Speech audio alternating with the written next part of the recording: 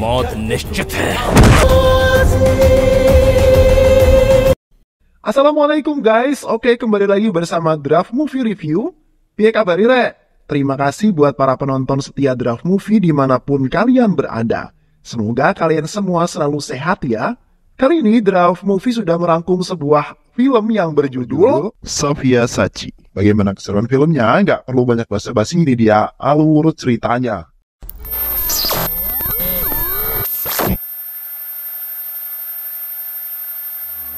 Di awal film, beberapa orang yang tidak mengenal satu sama lain sedang berada di dalam bus untuk berlibur ke suatu tempat.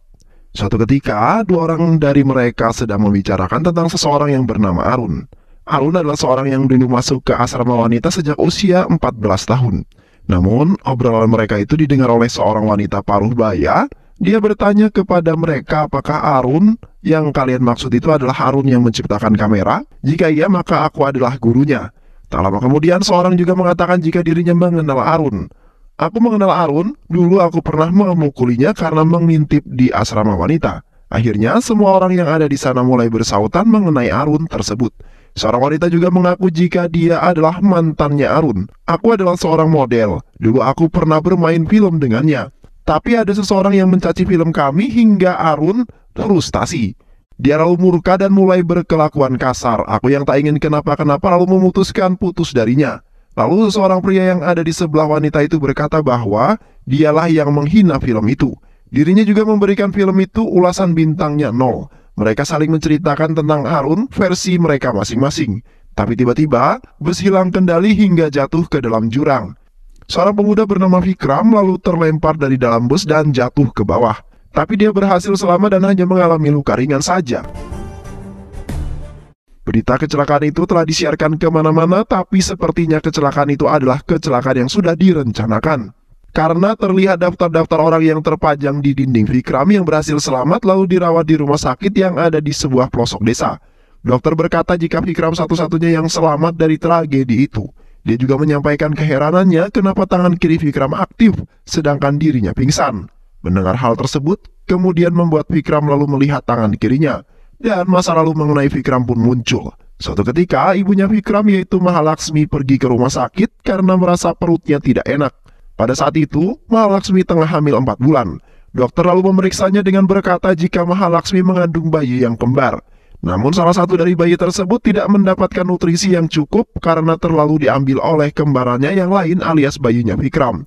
Di dalam dunia medis, kejadian ini biasa disebut vanishing twin syndrome. Banyak kemungkinan jika bayi kembar akan terlahir tidak sempurna pada kasus ini. Tapi Vikram beruntung karena neuron yang saling berkaitan dengan kembarannya tersimpan di otaknya Vikram dan menjalar ke tangan kirinya. Dengan kata lain, kembarannya berada di tangan kirinya Vikram dan jika tangan itu melakukan keanehan, maka kembarannya Vikramlah yang melakukannya. Berdasarkan hal itu, kemudian bayi Vikram ini diberi nama Vikram Aditya. Nama Vikram untuk dirinya dan Aditya untuk kembarannya yang ada di tangan kirinya. Dan benar saja, di saat tumbuh, Aditya yang ada di tangan kiri Vikram selalu beraksi. Dia bergerak tanpa dengan sendirinya dan selalu menimbulkan masalah untuk Vikram. Tetapi Mahalaksmi tidak pernah membeda-bedakan anak kandungnya. Selain mereka berdua, Mahalaksmi juga memiliki seorang putri bernama Siri. Meskipun tidak terlihat, tapi Mahalaksmi selalu memperlakukan Aditya dengan sangat adil. Hingga pada akhirnya, Mahalaksmi meninggal dunia dan Sirilah yang merawat adik-adiknya. Siri tetap memperlakukan mereka sama seperti yang dilakukan oleh ibunya. Ketika dia memberikan Vikram hadiah, maka dia juga memberikan untuk Aditya. Singkat cerita, Vikram yang sudah sembuh lalu kembali ke rumahnya. Siri sangat khawatir karena takut kehilangan dua adik-adiknya. Tapi suami Siri juga menambahkan jika mereka juga seharusnya bersyukur karena tidak ikut dalam perjalanan gratis tersebut. Vikram lalu mencari keponakan yang sangat dicintainya, yaitu Mahalaksmi. Mereka sengaja menamainya Mahalaksmi karena ingin selalu berada dekat dengan mendiang ibunya. Mahalaksmi adalah anak yang baik hati, tidak sombong dan rajin menabung. Dia selalu menyapa setiap orang yang ditemuinya, termasuk seorang bocah yang sedang berjalan dengan balonnya dan ketika dia melihat pamannya baik-baik saja, ia langsung merasa sangat bahagia. Usut punya usut, ternyata Vikram adalah seorang sutradara iklan. Dia selalu dibantu oleh Kitu, teman dekatnya, saat kuliah dulu. Vikram menamai perusahaannya dengan nama Artik. Suatu ketika, Vikram diminta untuk membuat iklan zaman dulu oleh sebuah toko barang antik. Vikram bersama Tenali, asistennya kemudian datang ke sana. Ternyata pemilik dari toko barang antik itu adalah gadis cantik dan anggun bernama Citra. Citra adalah seorang mantan pacarnya Vikram saat masih kuliah 6 tahun yang lalu. Aditya yang mengetahui itu langsung mengarahkan mukanya Vikram untuk melihat Citra. Citra lalu menghampiri Vikram dan menyambutnya dengan kata-kata yang judes. Hal itu dikarenakan mereka terpisah dulu dalam keadaan saling marahan. 6 tahun yang lalu saat mereka bertemu, Vikram tak sengaja menabrak seorang gadis. Tabrakan itu kemudian membuat jam tangan pemberian ibunya kembali hidup. Vikram lalu mengajaknya berkenalan dan saat itu juga tangan kiri Vikram terlihat begitu bersemangat. Karena tak ingin jam tangan ibunya mati, Vikram meminta Citra untuk memakainya sampai besok. Keesokan harinya Citra datang untuk mengembalikan jam tangannya Vikram. Vikram lalu mengembalikannya dan meminta Citra untuk segera pergi. Tapi Aditya, tangan kiri Vikram tak diam begitu saja. Dia selalu mencoel silitnya Citra dan membuat Citra marah. Vikram lalu menjelaskan jika semua itu bukan dilakukan olehnya, melainkan oleh kembaran tangan kirinya. Mereka yang mendengar hal itu merasa aneh dan tidak percaya. Tangan kiri Vikram lalu mencengkram tangannya Citra dengan sangat erat.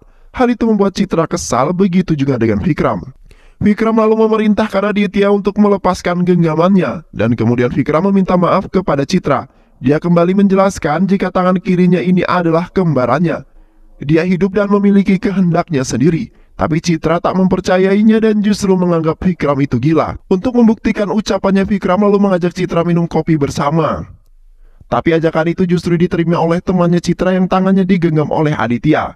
Hal itu kemudian membuat Citra muak dan pergi meninggalkannya. Tapi rasa muak itu seketika sirna tatkala Vikram membantunya saat dilecehkan oleh teman-teman kampusnya. Vikram meminta mereka pergi, tapi mereka justru menantang Vikram. Vikram lalu meminjam syal temannya Citra. Kain itu digunakan Vikram untuk mengikat tangan kirinya. Vikram dengan gagah berani menghajar mereka semua dan mereka semua disikat Vikram hanya dengan satu tangan. Sejak saat itu benih-benih cinta tumbuh di hati keduanya.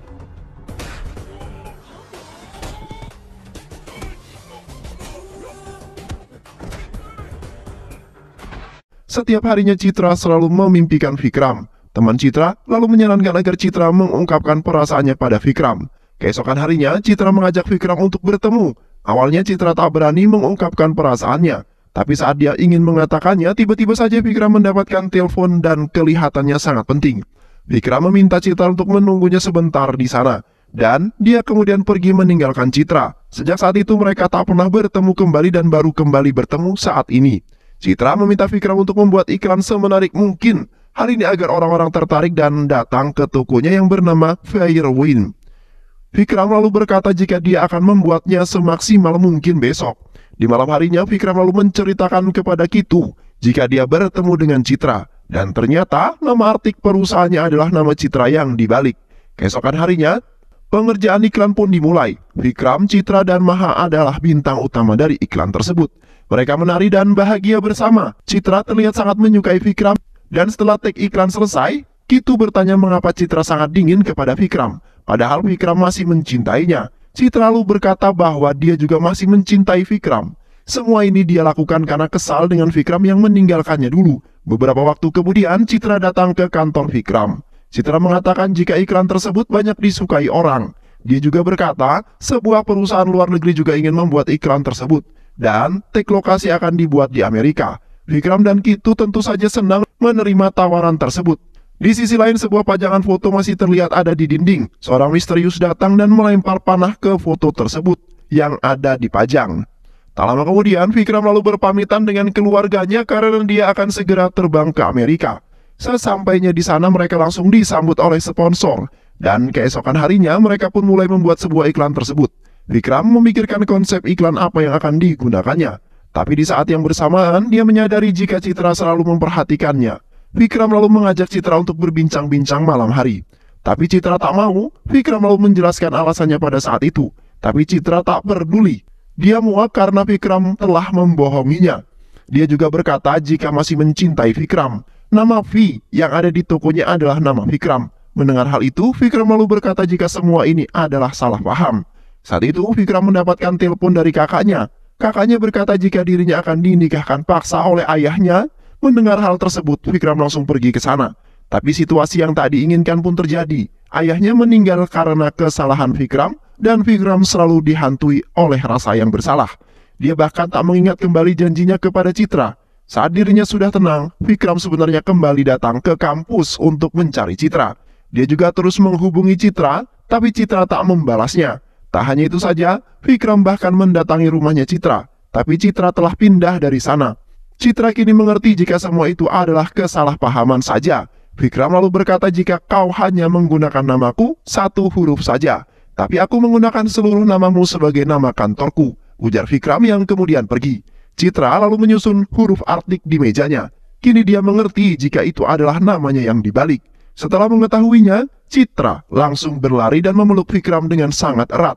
Mereka lalu kembali dekat seperti dahulu kala. Singkat cerita, iklan telah selesai dikerjakan. Saat hendak kembali ke India, Mahalaksmi menghubungi Vikram karena ibunya tak kunjung datang. Padahal saat ini adalah hari perayaan di sekolah. Vikram meminta Mahalaksmi untuk tetap bersabar. Dia juga berjanji akan menjemput Maha di sekolah saat sampai di India nanti. Tak lama kemudian Vikram sampai di India. Dia langsung bergegas kembali ke rumahnya, tapi betapa kagetnya Vikram setelah melihat rumahnya yang sudah rata dengan tanah. Rumahnya hancur karena ledakan gas. Kakak ipar dan Mahalaksmi tewas karena ledakan tersebut, sedangkan Siri kakaknya sekarat di rumah sakit. Vikram lalu pergi ke rumah sakit untuk menjenguk kakaknya. Dokter lalu berkata jika saat ini Siri sudah melewati masa kritis, tapi otaknya masih syok setelah kejadian tersebut. Tak lama kemudian, polisi datang untuk meminta tanda tangan Vikram mengenai laporan postmortem. Vikram terus membayangi kebahagiaannya bersama Maha. Dulu Maha pernah berkata jika dia menyukai es krim Virelin. Citra lalu mengajak Vikram jalan-jalan untuk menenangkan dirinya. Tak lama kemudian, seseorang bertanya kepada Vikram, "Sudah jam berapakah ini?" Vikram lalu mengarahkan orang itu ke jam dinding. Saat itu juga Vikram menyadari sesuatu. Dulu Maha menghubunginya di bandara saat jam 7 kurang. Itu artinya di India saat ini pukul setengah 5 sore. Tapi hal ini berbeda dengan waktu kejadian yang ada di postmortem. Di laporan tersebut tertulis jika kejadian terjadi pada saat jam 4 kurang 15 menit. Itu artinya Maha menelponnya setengah jam setelah peristiwa itu terjadi. Dia yakin jika Maha masih hidup. Vikram lalu pergi ke kantor polisi untuk mencari sebuah informasi. Tapi di tengah jalan tiba-tiba saja ban mobilnya bocor karena seseorang memasang ranjau paku. Dan tak lama kemudian HP-nya berdering dan ternyata itu berasal dari Maha. Vikram senang karena Maha masih hidup. Maha lalu berkata jika saat ini dia berada di rumah seorang paman-paman. Lalu berkata, bagaimana rasanya ditinggal oleh orang yang kita sayangi, hah? Vikram tak mengerti apa yang dimaksud oleh orang tersebut. Dia juga bertanya, hanya mengapa orang itu menyandra Maha. Orang itu lalu menjelaskan jika dirinya adalah Arun. Tidak diketahui mengapa Arun melakukan hal tersebut. Tapi, dia memastikan jika itu adalah perbuatannya. Vikram yang bingung siapa yang bernama Arun tersebut. Tapi, tiba-tiba seorang datang dan hendak menusuk Vikram dari belakang. Tapi Aditya alias tangan kiri Vikram langsung bergerak dan menusuk orang tersebut. Keesokan harinya, Vikram pergi ke kantor polisi untuk menanyai kasus tersebut. Tapi polisi yang kelihatannya mengetahui sesuatu kemudian mengusir Vikram dari sana. Vikram lalu pergi dengan begitu saja, menemui dokter yang menandatangani postmortem tersebut. Pada awalnya dokter tidak mau membahas kasus ini, tapi ketika Vikram mengingatkan kebaikan ayahnya, dokter itu pun luluh dan mulai menjelaskan kasus tersebut. Beberapa hari yang lalu, istrinya diculik oleh seseorang. Orang itu lalu menghubungi dokter dan memaksanya untuk menandatangani postmortem itu. Setelah mengetahui hal itu, Vikram lalu kembali ke kantor polisi dan meminta polisi Bahlul untuk mengusut kasus itu.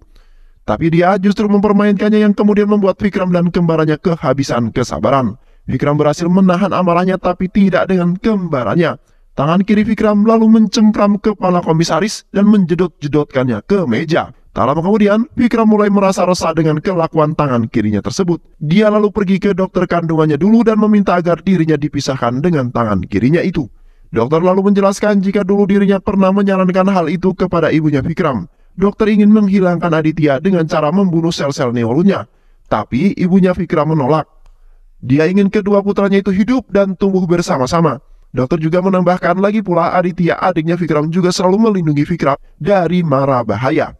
Jadi buat apa Vikram ingin memisahkannya? Vikram dan semuanya lalu meminta bantuan hacker untuk mencari tahu siapa yang telah menculik Maha. Karena nomor itu diprivasikan. Setelah menunggu beberapa saat, hacker lalu menghubungi Tenali dan menyebutkan nomornya satu persatu. Ternyata nomor itu adalah nomornya Vikram.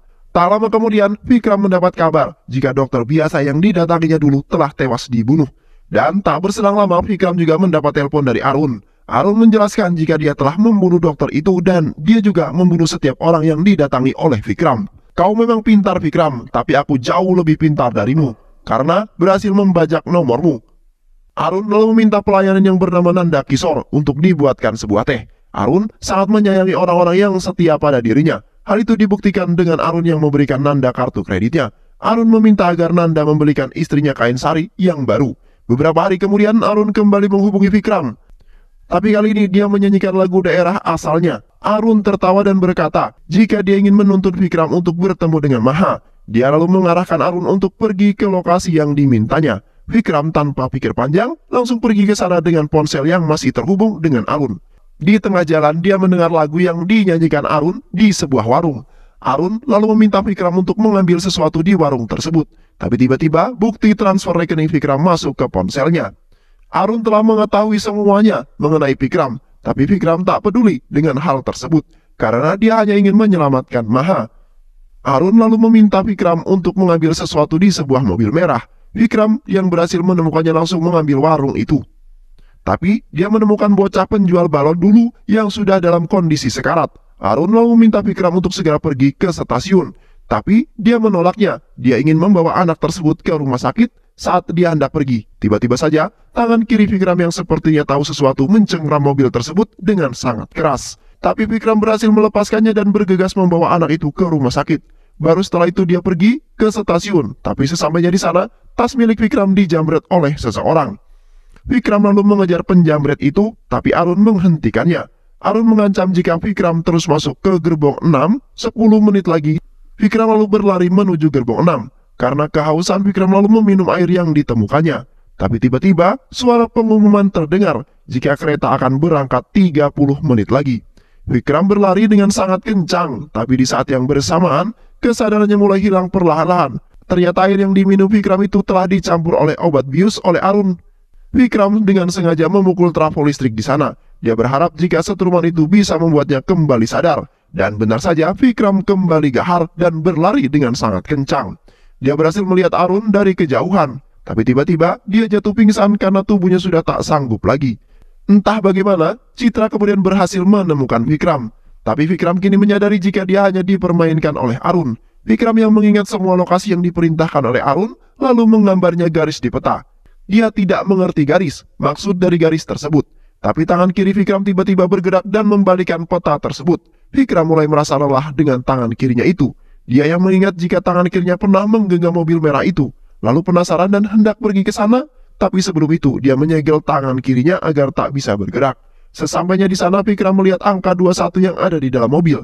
Tapi tiba-tiba, Vikram lalu dipukul dari belakang. Beberapa pemotor mengelilinginya dan menghajarnya dengan sangat brutal. Seorang pemotor hendak melindas dirinya, tapi tiba-tiba tangan kiri Vikram aktif dan menahan motor tersebut hingga membuat gipsum yang menyegelnya pecah dan langsung menghajar mereka semua.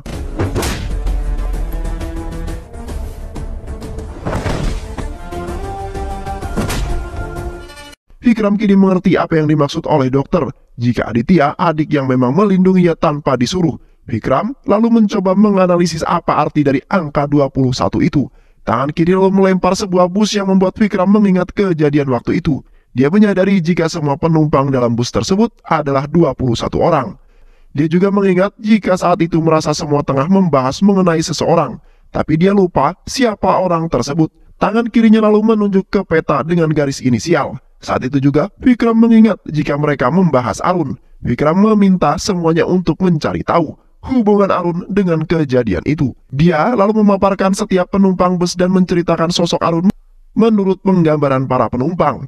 Vikram merasa heran kenapa dia bisa berada di bus itu sedangkan dia tak mengenal Arun. Dan tak lama kemudian dia ingat jika dia naik ke bus itu karena menggantikan posisi kakaknya. Setelah itu Vikram mencari tahu apa maksud lagu yang selalu dinyanyikan oleh Arun. Setelah ditelusuri ternyata itu adalah lagu Sansekerta Pernikahan. Saat itu juga Vikram menyadari jika Arun adalah calon suami kakaknya yang dulu hendak dinikahkan secara paksa. 6 tahun yang lalu, Arun mendapatkan kabar jika kakaknya akan dinikahkan oleh Arun. Mengetahui hal tersebut tentu membuat Vikram tak terima. Vikram terus menolak keputusan ayahnya. Tapi ayahnya tak peduli, dia tetap akan menikahkan Siri dengan Arun. Keesokan harinya, saat acara pernikahan digelar, Vikram membawa Siri, kakaknya kabur dari sana, kembali lagi ke masa sekarang. Kitu menyampaikan kepada Vikram jika dia mengetahui wajah dan keberadaan ayahnya Arun. Vikram tanpa banyak basa-basi lagi langsung bergegas pergi ke sana. Dia bertanya mengenai Arun dan ayahnya bercerita jika dulu Arun pernah mendapatkan ulasan buruk dari seseorang yang membuat Arun marah dan menghancurkan semuanya. Dia bahkan sampai frustasi dan ingin bunuh diri. Tapi ayahnya menghentikannya. "Kenapa kamu harus mati, nak? Kamu harusnya membungkam mulut mereka dan membuktikan bahwa kamu memang benar-benar mampu."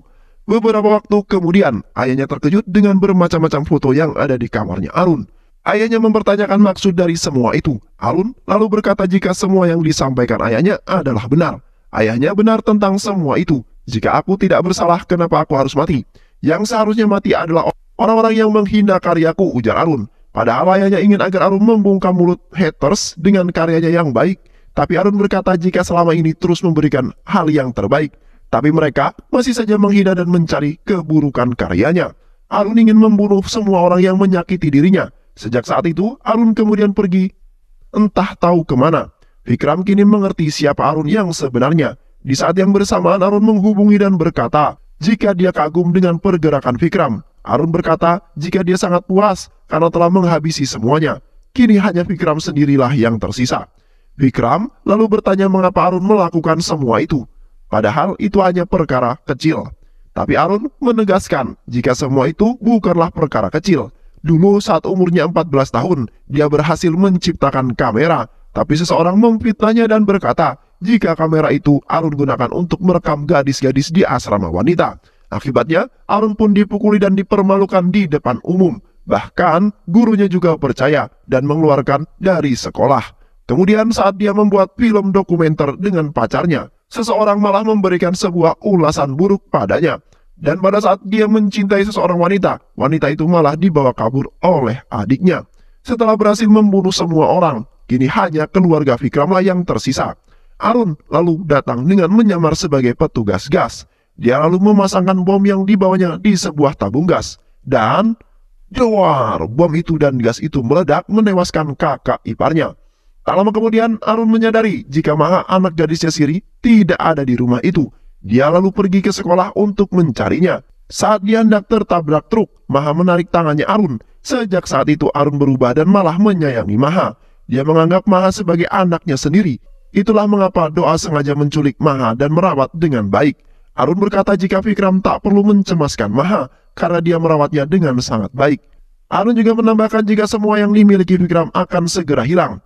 Ia renggut dan benar saja, Siri kakaknya Vikram sudah tak ada di rumah sakit. Siri lalu mengatakan jika kedua adiknya akan segera menyelamatkannya. Arun sama sekali tak mengerti. Siri lalu menjelaskan jika dia memiliki dua orang adik, Vikram dan juga Aditya.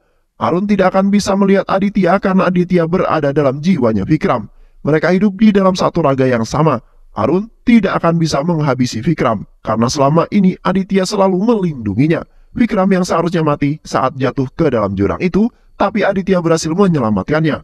Bahkan orang yang membawanya pergi waktu itu bukanlah Vikram, melainkan Aditya. Vikram terus berpikir bagaimana caranya dia bisa menemukan Arun. Vikram lalu mengingat jika Maha sangat menyukai aku, es krim Vinyali. Vikram lalu menunggunya di warung penjual es krim tersebut. Dan tak lama kemudian, Nanda Kishore datang untuk membeli es krim.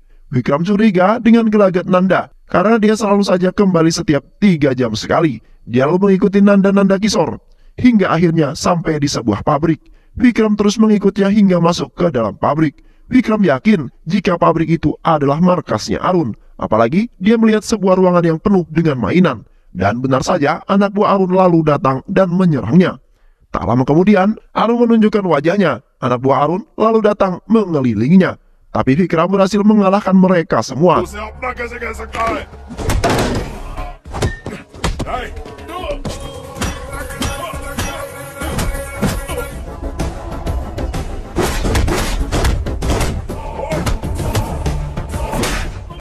Vikram dan Arun lalu saling baku hantam. Saat itu, Arun menunjukkan kekuatannya. Dia berhasil membuat Vikram tersudut. Maha lalu keluar dan memanggilnya. Maha terus berjalan ke atas gilingan pabrik yang sedang bekerja. Aditya yang murka lalu menunjukkan kekuatannya. Aditya berhasil menerbangkan Arun hingga terpental sangat jauh. Vikram lalu menyelamatkan Maha dan memeluknya dengan penuh bahagia. Tapi di sisi lain, Arun melemparkan sebuah jangkar ke arah Vikram. Tapi Aditya menangkapnya dan balik melemparkannya. Vikram lalu berjalan mendekati Arun yang tengah sekarat. Arun lalu bertanya apa yang ada di dalam tangan kiri Vikram. Vikram lalu menjawab jika Arun memang mengetahui semua tentang Vikram. Tapi dia tak mengetahui tentang Aditya, adiknya Vikram yang hidup di tangan kirinya dan selalu melindunginya. Arun berkata, jika seseorang menggunakan kecerdasannya untuk kebaikan, maka dia disebut dengan orang yang jenius. Tapi, jika orang tersebut menggunakan kecerdasannya untuk membunuh karena senang, maka dia disebut dengan orang saikepet. Dalam keadaan yang sekarat, Arun lalu meminta Nanda Kishore untuk menuangkan minumannya. Dia lalu mati dengan keadaan yang menghinakan. Mahalakshmi lalu memeluk ibunya dan Vikram bahagia melihat mereka kembali bersama. Beberapa hari kemudian, Vikram kembali melanjutkan hubungannya dengan Chitra. Dia mengatakan jika selama ini dia salah menilai mengenai Aditya, karena Aditya ternyata kembarannya yang sangat baik. Tapi penilaian itu seketika sirna tatkala kejahilan Aditya muncul dan menepuk pantat seorang wanita. Wanita itu lalu memarahi Vikram dan Chitra melihatnya merasa malu. Dia menilai jika semua itu hanyalah bualan Vikram saja. Chitra lalu marah dan pergi meninggalkan Vikram. Vikram bertanya, apa sih yang sebenarnya kau inginkan Aditya? Dan film pun selesai. Terima kasih udah nonton video ini sampai akhir. Semoga kalian semua terhibur. Jangan lupa subscribe, like, comment, and share ya. Pisang habis dimakan kunti. Kunti dilepas banyak maunya. Salam undur diri dari Draft Movie. Dan terima kasih buat penonton semuanya. Draft Movie pamit. Sehat selalu. Wassalamualaikum warahmatullahi wabarakatuh.